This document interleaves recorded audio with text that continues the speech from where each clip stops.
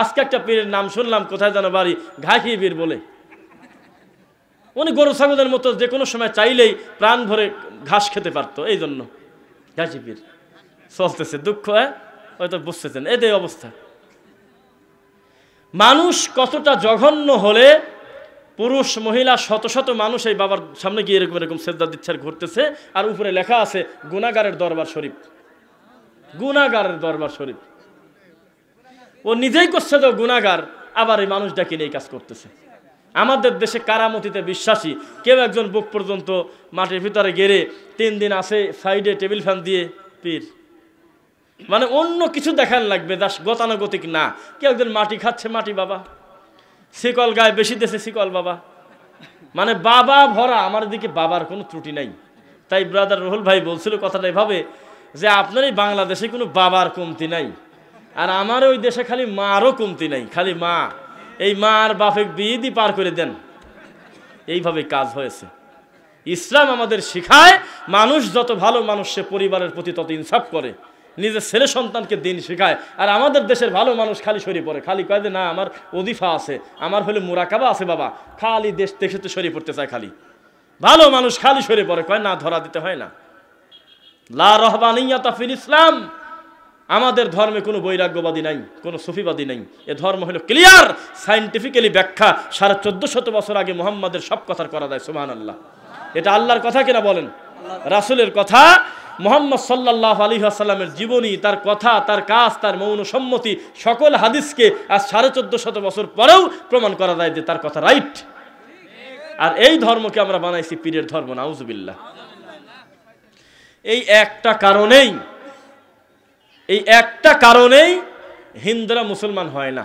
কেননা হিন্দুরা এখনো পর্যন্ত সিদ্ধান্ত নিতে পারে নাই দুর্গা কুণ্ডার দরগা কুণ্ডা। এক জায়গার হিন্দু যদি আর 200 কিলোমিটার ফাঁকে বেড়াতে যায়, ও তখন বোঝে না যে এই যে মানে ধোঁয়াটা আসে কোন জায়গা থেকে। 3 তালা করছে, এটা কি আমাদের মন্দির না এটা মুসলমানের দরগা? ওখানেও লাল কাপড় দেওয়া, বিভিন্ন কাপড় দিয়ে টানানো, ওখানেও আগরবাতি দেওয়া, ওখানেও গোলাপ জল দেওয়া, ওখানেও উলু দেয়। উলু দেওয়ার মতো দেখেন নাই তো ধূপকাঠিকে উলু বলবেন না? বলবেনটা কি? তোমার মরা বাপের কাছে উলু দেওয়া হলো না, তাহলে ওইটা ধূপকাঠির দরকার আছে? ওখানে দিয়ে ঘোরাচ্ছে। তাহলে এখন ও দূর থেকে গাড়ি ঠেকায় ভাবতেছে যে পার্থক্য তো খুব একটা নাই, ধর্ম পরিবর্তনের কি প্রয়োজন আছে? আমরা দুর্গা, এরা দরগা, এই তো অবস্থা। আমরা মা, ওরা বাপ, এই তো পার্থক্য নাই। অথচ ডক্টর জাকির নায়েক যখন মাঠে এসে প্রমাণ করতে চাইলেন, এটা বোঝাতে চাইলেন যে আমাদের ধর্মের সৌন্দর্যটা কোন জায়গা, তখন শত শত হাজারো অমুসলিম কালেমা পড়ে মুসলমান হয়েছে। যে এই লোকটা বাদ দিয়ে দিছে আল্লাহর তরফ থেকে, আল্লাহর পক্ষ থেকে, হয়তো এটা হলো না, তখন দেখবেন সুযোগ পায় আবার বেদাতি শিরকি মুশরিকি উঠে পড়ে লাগছে।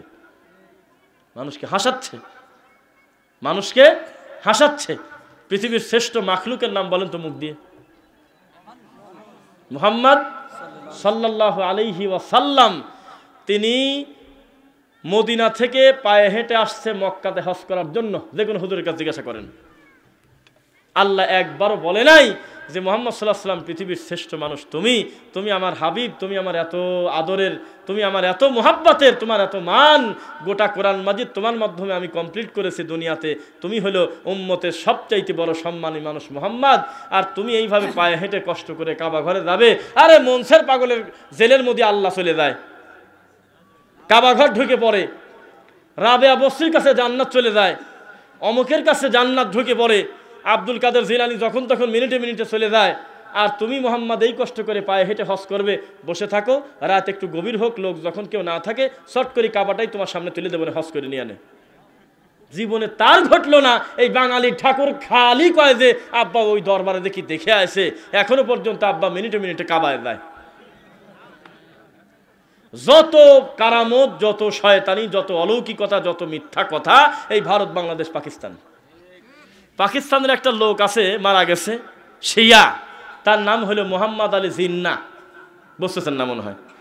এই লোকটার মৃত্যুর পরে কাবা ঘরের তখন যিনি প্রধানমন্ত্রী ছিলেন, এক জায়গার প্রধানমন্ত্রী আর এক দেশের প্রধানমন্ত্রীর কাছে সাক্ষাৎ করতে আসে না, দেখা করতে আসে না, বিভিন্ন ফর্মালিটির কারণে আসে না, তো ওইরকম আসছে। আসার পরে লাল গালিচা বিছায় দিয়েছে, যাচ্ছে, তো বলতেছে কি ব্যাপার, উল্টা দিকে নিচ্ছ কেন, এইদিকে তো তোমাদের বলে যে না, রাষ্ট্রপতির কার্যালয় বা এখানে একটু পরে যাবেন, আগে এই কবরের কাছ থেকে একটু ঘুরে আসতে হবে। কেন? উনি হলে আমাদের খুব সম্মানী ব্যক্তি মোহাম্মদ আলী জিন্নাহ, ওনার কবরে খালি একটাবার স্যালুট দিবেন, এটা ভিডিও হবে। কেন? বলতেছে বাইরের যে কোনো মেহমান আসলে এটা একটা ফর্মালিটি যে এখানে একটা স্যালুট তিনি পান, কেননা তিনি স্থপতি আমাদের, বুঝতে পারলেন কিনা? তো তখন বললে এখানে আছেটাকে, আরে এখানে আছে কিনা রে?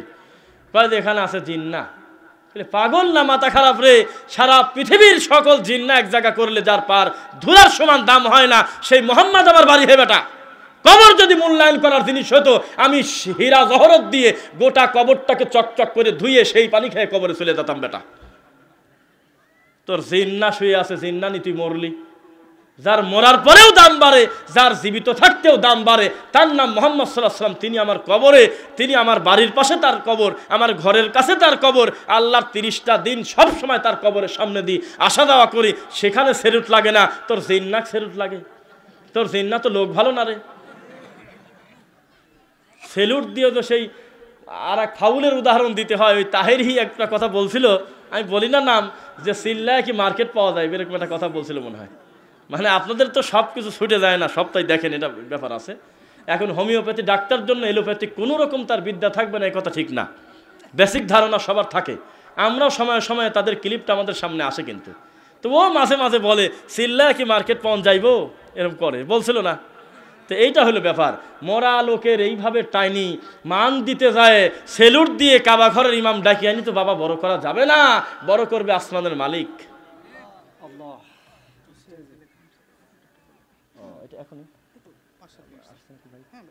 আচ্ছা আচ্ছা, তাহলে না সময়টা বলে ভালো হয়, নিয়ে আসেন নিয়ে আসেন। জি আচ্ছা, আলহামদুলিল্লাহ ওরা রেডি তো না?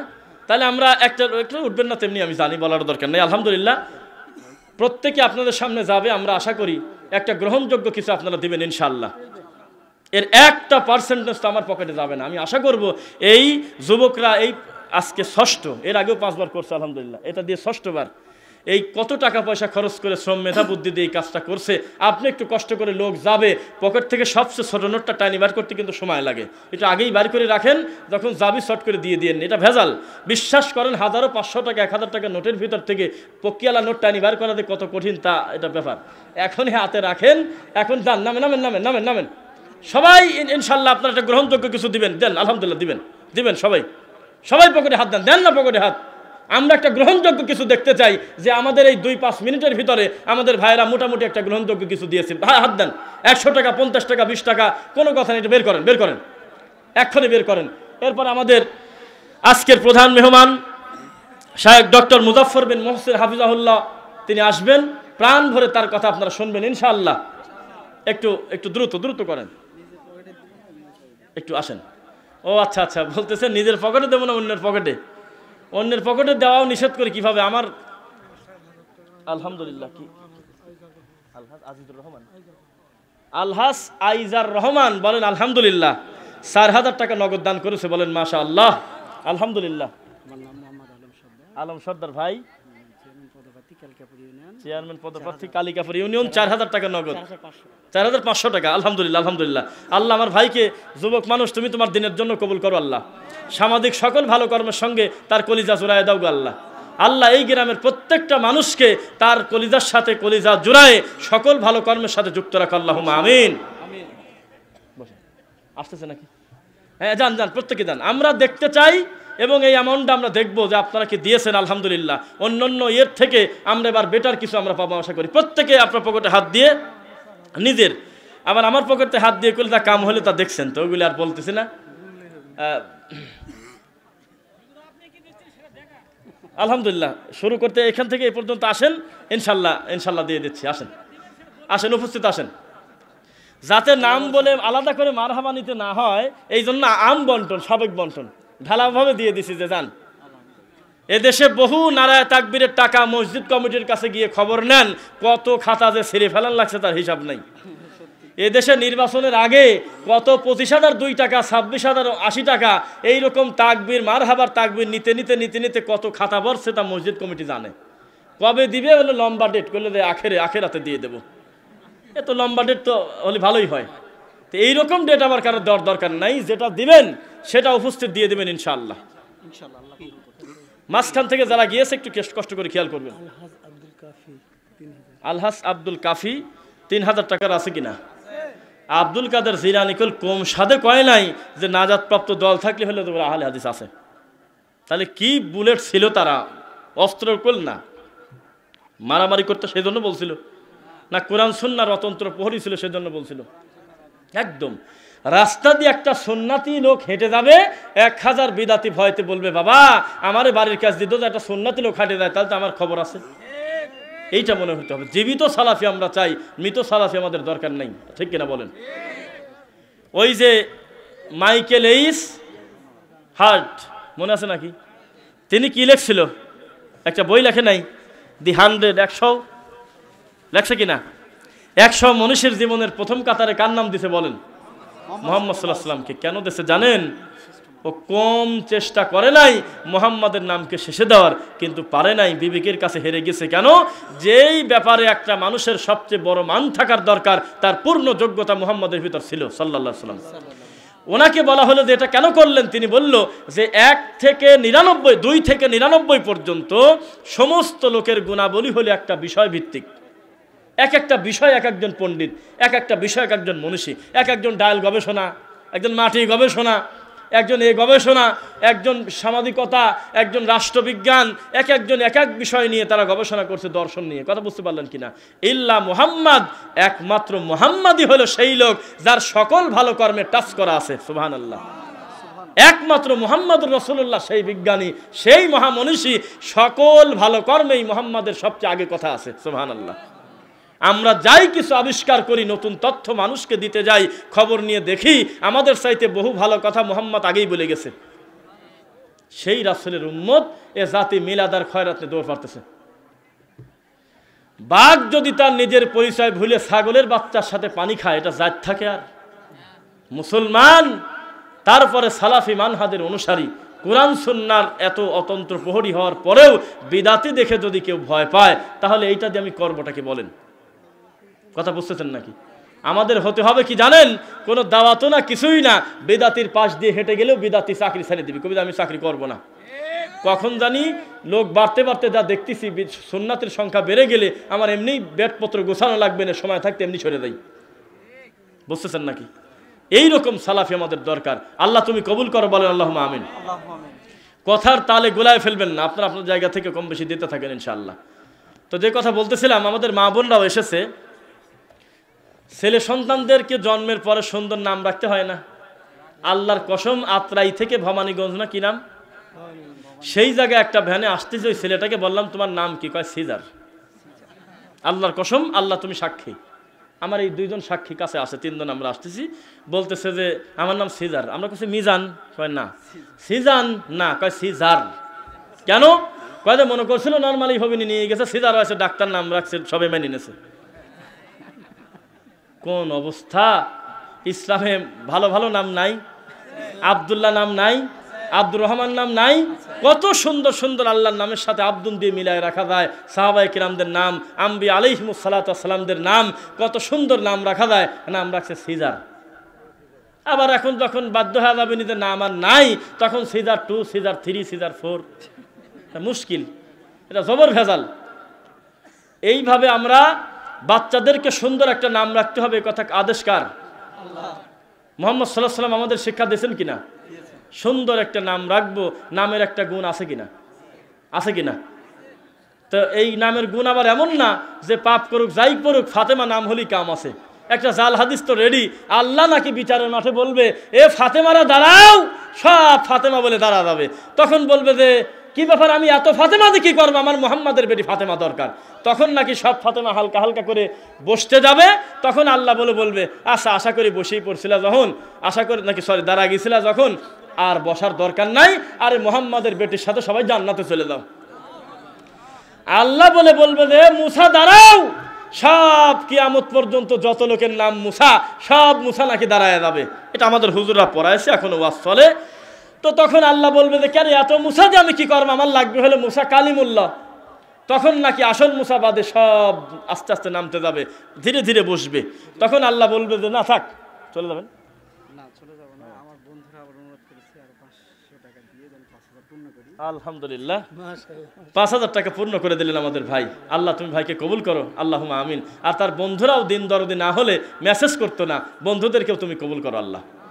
তো যে কথা বলতেছিলাম, তখন নাকি মুসারা বসতে যাবে, তখন আল্লাহ বলবে যা এত আশা করে বসতে গেছিলে, দিলাম ক্ষমা করে দাও, মুসার সাথে জান্নাতে চলে যাও। কেরে বাবা এইরকম সিরিয়াল করলে কি আর কোনো ইব্রাহিম বাদ পড়ে? এই শয়তানি চালু করছে। কথা বুঝতেছেন নাকি? যেমন ছাত্রকে গরু পিটানোর জন্য একটা হাদিস বলছিলাম, কি বলেন তো দেখি। উস্তাদ যেখানে মারে সেখানে, বলেন না, উস্তাদ যেখানে ব্যাট দিয়ে মারে সেখানে জাহান্নামের আগুন লাগে না। নে আর যাস কই, একটাবারে 6 নম্বর মাখরাজ ভুল গেছে জন্য পা উঁচু করে ধরি 30টা বাড়ি, কারণ জাহান্নামের আগুন লাগবে না, আগেই বলা আছে।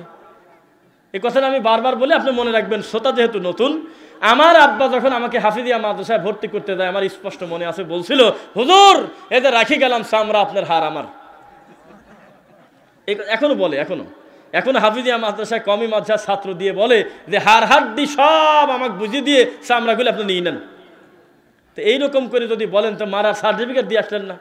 ওর বাড়ির রাগ, ওর জমি জমার রাগ, ওর ছাগল মুরগির রাগ, ওর সব শ্বশুর বাড়ির রাগ, যত রাগ আছে সব এই বাচ্চা ছেলের পর ছাড়বি। ও তো চামড়াতে বুঝিয়ে দিয়েছেন, বুঝতেছেন নাকি? আমরা আগে এরকম দেখতাম ছোটবেলায়, ওই করতো, মানে ছেলে ফেলে কিন্তু এই বিভিন্ন জিনিসের উপরে ঘুষি দিত শক্তি পরীক্ষা করার জন্য। তো একটা ছেলের উপরে এরকম সবাই যে যার মতো যায় একের সমানে মার ধরে, ও কাঁদে টাঁদে, এক একটা ছেলে ফেলে এক এক রকম থাকে, মার দেয়, পড়ে যায়, আবার উঠে দাঁড়ায়। তো লোকজন বলে, যদি কেউ ধমক দেয় মারো কেন? ট্রেনিং দিচ্ছে। কই মারতেছি? ট্রেনিং দিচ্ছে। তো ট্রেনিং হচ্ছে, নিরীহ বাচ্চা ছেলে কোরআনে হাফেজ, এই নাবালক বাচ্চার উপরে ট্রেনিং দিচ্ছে হুজুর, নাউজুবিল্লাহ। তাহলে একটা জাল হাদিসকে ছোট ক্ষতি করে না বড় ক্ষতি করে? বলেন না, কত ক্ষতি করে? বিশাল বড় ক্ষতি করে। এই ক্ষতি থেকে আল্লাহ হেফাজত করে, আল্লাহুম্মা আমিন। যে কথা বলতেছিলাম, প্রত্যেক গ্রামে অন্তত 2-4-5টা হাজি তো আছে নাকি? এই হাজিগুলি যদি সত্য স্বীকার করে দিত হজ করে এসে, আপনি বলেন এদেশের 90-95% ইমাম সাফে পরি ভালো হয়ে যেত না? কথা বলেন, ভালো হয়ে যেত? কিচ্ছু বলে না, খালি খয়রাত খায়। কেন? ওই ইমাম, ওই ভালো মানুষটা যিনি হজ করেছেন, ভালো লোক, এই ভালো মানুষকে নিয়ে খারাপ কাজ করে। কিভাবে করে শুনবেন। ইমামের কাছে দাওয়াত দিতে যাওয়ার আগে হাজির কাছে আগে দেয়, হাজি সাহেব বাদ জোহর আপনি যায়েন আর ইমামের সাথে করে নিয়ে যায়েন, আমি আর হুজুরের কাছে গেলাম না, আপনি যায়েন। তাহলে একটা ভালো লোককে দিয়ে মন্দ কাজ করাচ্ছে না। হাজি এখনো তার নিজের ওজন বোঝে নাই যে ওখান থেকে কি শিক্ষা নিয়ে আসলো, আর বলবেটা কি? বোঝা যাচ্ছে নাকি? মা বোনদেরকে বলতেছি, পৃথিবীতে এমন কোনো মনীষী মানুষ হিসেবে দুনিয়াতে আসে নাই যে কোনো না কোনো মায়ের গর্ভে আসে নাই। কথা বুঝতেছেন কিনা? বোঝা যাচ্ছে কথা? কোনো না কোনো মায়ের পেটেই তারা আসছে। সুতরাং আপনাদের পেটের দাম, আপনাদের খুব মান আল্লাহর কাছে। আপনাদের মর্যাদা 3 গুণ বাড়ায় দিয়েছে মুহাম্মদ সাল্লাল্লাহু আলাইহি ওয়াসাল্লাম, আল্লাহ বাড়ায় দিয়েছেন। এই সম্মানী মানুষ যদি বেদামি হয় তাহলে কিন্তু আর কিছু থাকে না। ওয়াকারনা ফি বুয়ুতিকুন্না ওয়ালা তাবাররাজনা তাবাররুজাল জাহিলিয়াতিল উলা, সূরা আহজাব। এই আয়াতটা পড়ার পরে আজকে দেখলাম আসতে একটা মাইকে ওয়াজ হচ্ছে, সূরা আহজাবের এই আয়াতটা তিলাওয়াত করে বলতেছে, এই পৃথিবীর বয়স হলো 460 কোটি বছর। কয় ঠিক? এইটার অনুবাদ বলে এইটা আজকে শুনছি। আজকে ওয়াকারনা ফি বুয়ুতিকুন্না ওয়ালা তাবাররাজনা তাবাররুজাল জাহিলিয়াতিল উলা, মানে আমরা জানি আল্লাহ মহিলাদেরকে বলতেছে, হে মহিলারা, জাহেলি যুগের মতো মানে বেপর্দা হয়ে প্রদর্শন করো না, ঘরের মেয়ে ঘরে থাকো। এইটার অনুবাদ করতেছে এই দুনিয়ার বয়স 460 কোটি বছর। সুবহানাল্লাহ বলছে। আমি কয় কিরে 460 কোটি সিরিয়াল করে বলে দিচ্ছে। শেষে আমরা একটা সূক্ষ্ম একটা কথা বলি, কেউ নাম বলবেন না। আজকে আমাদের বহু ছোট বড় বেশি গভীরে নামার নাম করে পাগল সাজে যাচ্ছে। গবেষণার নামে নতুন তথ্য এই জাতিকে দিতে গিয়ে কোরআন হাদিস পড়ার পরেও তারা মেন্টালি আচরণ করতেছে। নাম বলবেন না, বোঝা যাচ্ছে নাকি?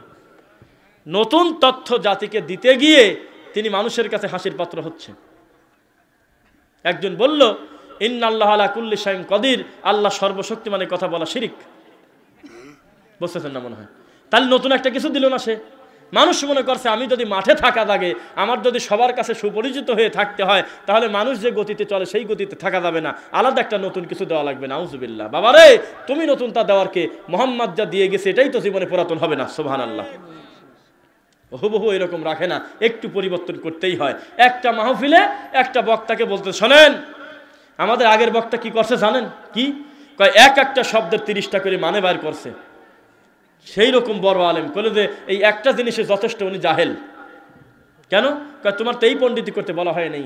আল্লাহ যা বলছে সবচেয়ে ভালো বুঝেছে মুহাম্মদ সাল্লাল্লাহু আলাইহি ওয়াসাল্লাম, মুহাম্মদ সাল্লাল্লাহু আলাইহি ওয়াসাল্লাম যা বলছে সবচেয়ে ভালো বুঝেছে সাহাবায়ে কেরাম। তোমার ওই বুঝে চলে না, তুমি আবার টানি নিয়ে চলে গেছো যে আরেকজন কি বলে। জি না, কিয়ামত পর্যন্ত মুহাম্মদ সাল্লাল্লাহু আলাইহি ওয়াসাল্লাম যেভাবে দিন বুঝেছেন ওই দিনের উপরেই থাকতে হবে। ঠিক কিনা বলেন?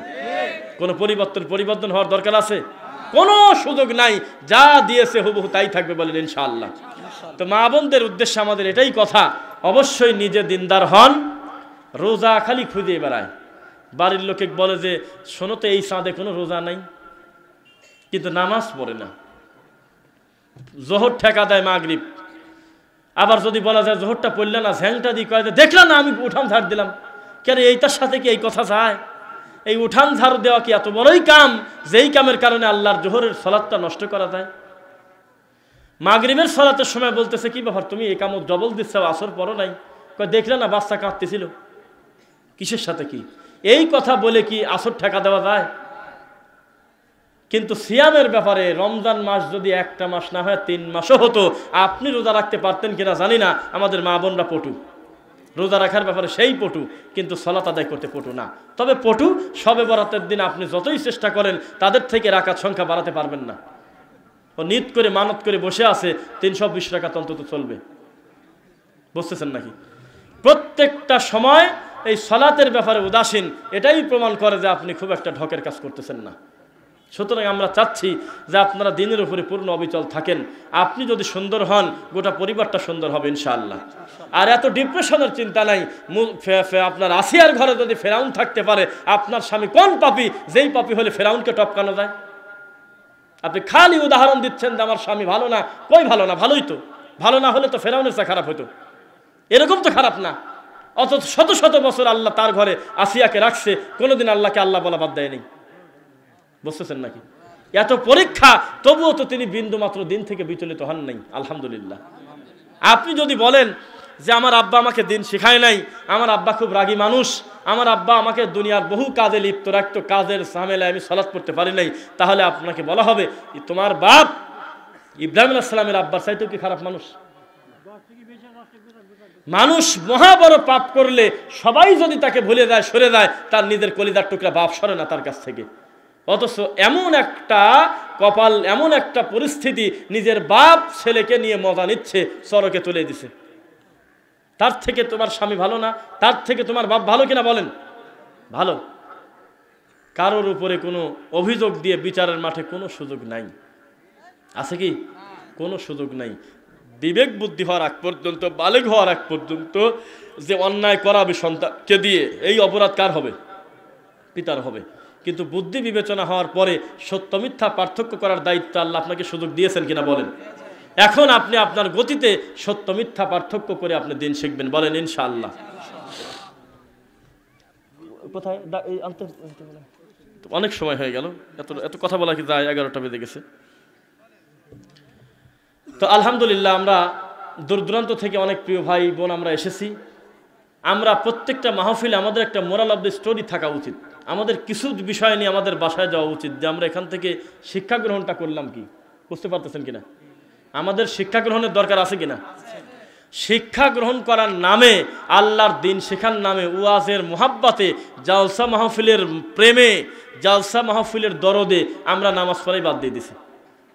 মানে পরীক্ষার টেনশনে বই নিয়ে বসার সময় পায় না।